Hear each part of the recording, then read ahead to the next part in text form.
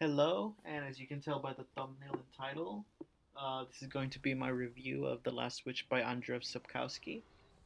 Just to put this out there before we get too far into it, I have played The Witcher 3 from start to finish. I have about 100 hours on that game. So I'm going to try to keep how I feel from the games out of how I feel about them in the books, because obviously there may be differences. And I've also seen the first two or three episodes of the Netflix show. I stopped because I was going to read the books and watch the show side by side, but I decided I'll just read the books and then go to the show. So it was a real roundabout way of coming to that. So there are some things that I have a visual idea of already, so I'm gonna try to push that aside as well. But just for a general feel of the book, I really liked it. It's probably the fastest I've ever gotten through a book. I'm a very slow reader, reading at about like one page every 10 minutes. So I think I finished this in about like a week or less. I got through it really quickly. It's not a simple read because sometimes the descriptions use a language I'm not used to, just because Polish and stuff. I generally liked it a lot. It was a fun read, very good action overall. But so, like I said, it's broken down into short stories. So the way I decided I'm going to do it is go through each individual short story and then do an overall feelings on the voice of reason, which is the short story that's kind of plugged in between every other one. It makes sense if you've read it, but I'm gonna try to keep it as structured as possible, just because if I review each part, each short story, and then do the piece of a voice of reason after that comes before or after, it kind of gets jumbled. So, starting with the Striga, which is for me one of the stronger ones. Really good action, not the best in the book, but it's up there with the best. I think Blaviken still has the best action. Nice character dialogue from Geralt, and I just really love his dialogue.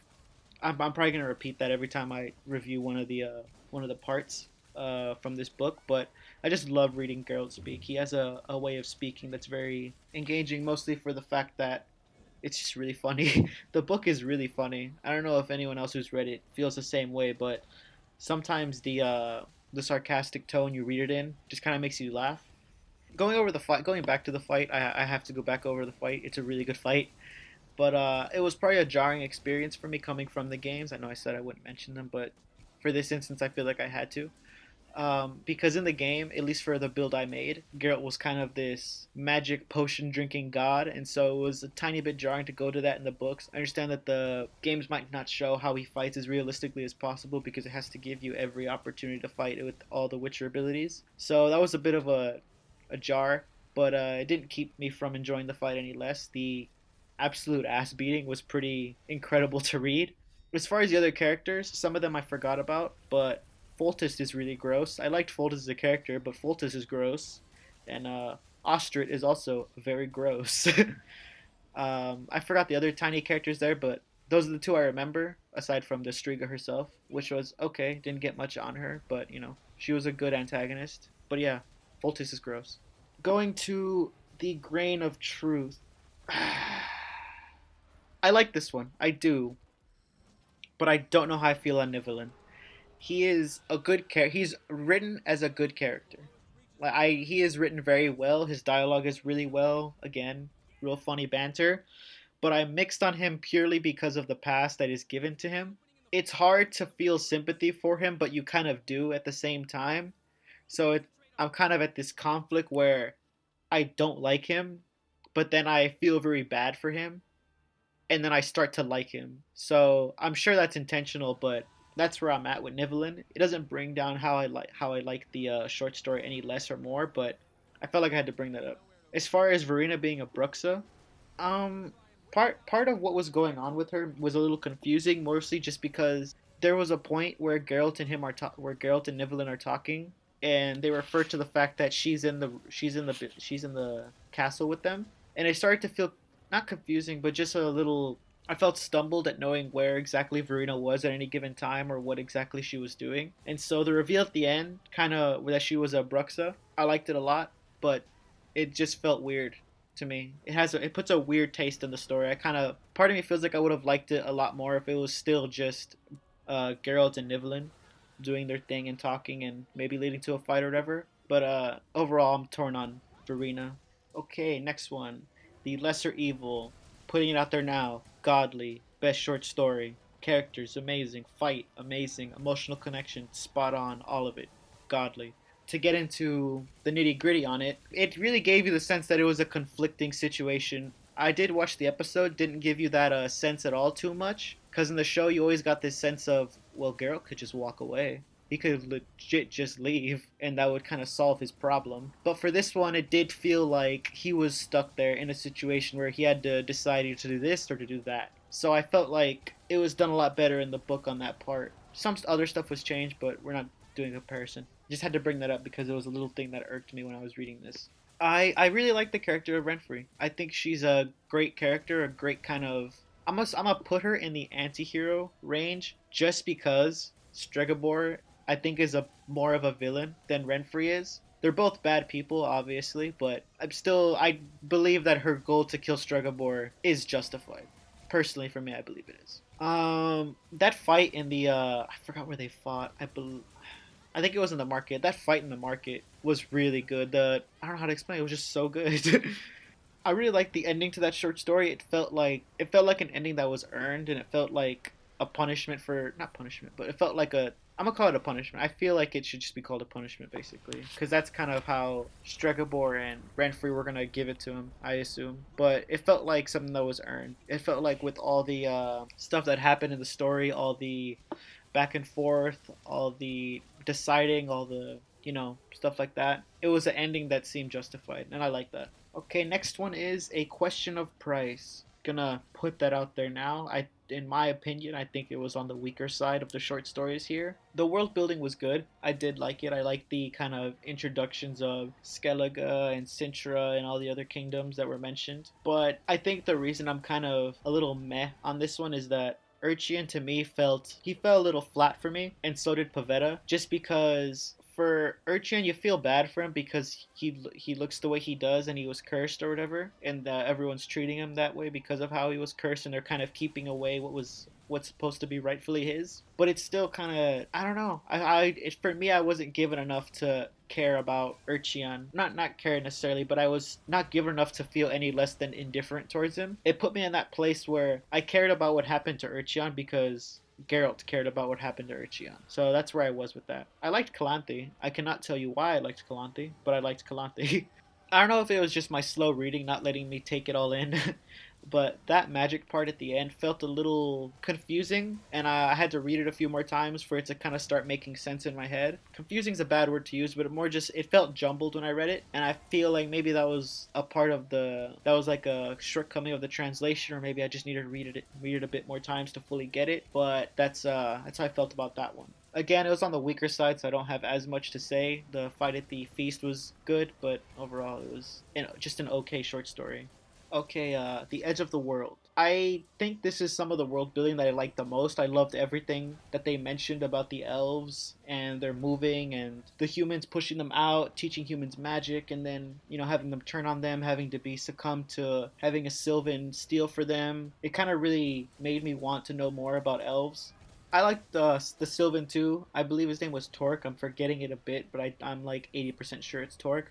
I liked Torque. At the beginning, a bit, I wasn't. I felt like he was just gonna be another kind of monstrous sentient villain, which was gonna be fine. I would have been totally fine with that, but he wasn't, and that was kind of a nice surprise that he ended up being more on Geralt's side about whether or not they should be killed and stuff. The banter between Dandelion and Geralt is also pretty good. I liked it a lot. I don't believe it's its strongest in this short story. In the upcoming one, I think it is, but it was good. You could kind of get that sense that they're just friends, quote unquote. But yeah, I enjoyed that. Although I did like it, a part of me does feel somewhat indifferent towards this one, and I can't really put my finger on why. The beginning is really strong, and I like that discussion about the fact that the Witcher job is kind of going downhill, and hunts are becoming harder, and people are just wanting to hire them for stuff that doesn't really even matter. I like that a lot. And the scenes with the elves was also really good. It was strong, like I've said already. But I feel the indifference comes from the fact that the ending was a little weird for me. Again, I'm not sure if it's a culture thing, but it just felt like the goddess showing up at the end was a little jarring. I'm sure it was set up right, and I just need to give it a few more reads. I did read it over twice, but it did give a jarring feel to it. I think that's the point where I did feel like I was dropping off a little bit. I was still there, but I was dropping off a tiny bit. And so this is still a good short story, but it's just that ending that makes me feel a little indifferent.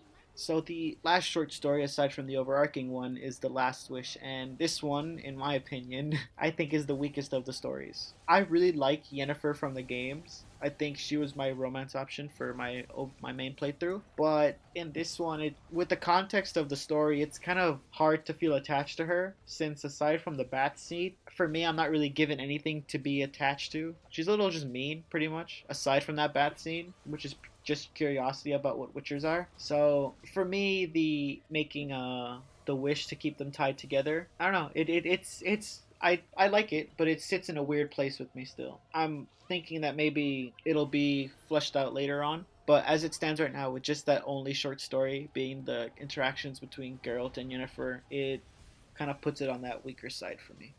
As far as I don't know if you would call it a fight, but as far as the skirmish with the Jinn, it did feel almost otherworldly the way they were having to deal with it, the way the magic was happening there. So I did like that, and I thought that was a stronger use of magic than the Question of Price story. So I did like that a lot. And like I foreshadowed earlier, the dialogue between Dandelion and Geralt is really good here. I think that's probably what saves a lot of the beginning for me. I don't know. This one just kind of felt a little draggy to me.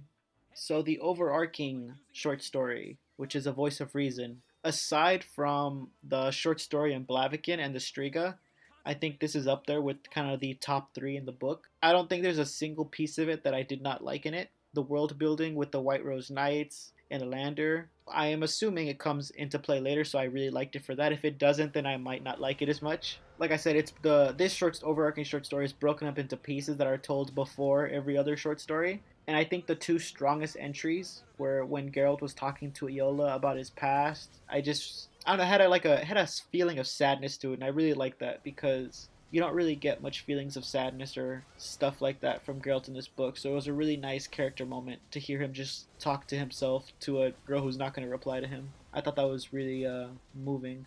The ending was also really good. I love the ending to it with the kind of backwards duel with the two knights. There was a dwarf there, but I forget his name, and I'm kind of forgetting the name of the two knights. But I just really like the ending of them leaving the tower and everything. As I mentioned in the beginning, Nenike and Geralt's interactions are some of the, at least in my opinion, some of the best in the book. I think they rival Dandelion's, but they are, and to me, it's just the best. I'm just really moved by Nenike as a character. Moved is a weird word to use, but I don't know. I just really like reading them talking and them interacting, and a part of me is really excited to see if she shows up later in the series. So just to go back to my overall thoughts and aspects that I really like, I think Geralt is a really good character. I think as far as a lot of books I've read, he's one of the better characters, despite the fact that you don't actually know that much about him. I think it's more just the sarcastic way he speaks and how he holds himself together that just makes him an engaging character to read, and I just like seeing him interact with the world and people and monsters around him. And like I said before, again, the dialogue is really funny. I also was very happy that the pace was as fast as it is. It felt like nothing was bogged down or felt unnecessary. Every little thing that happened felt like it was important. Even in the Last Wish, which again, like I said before, I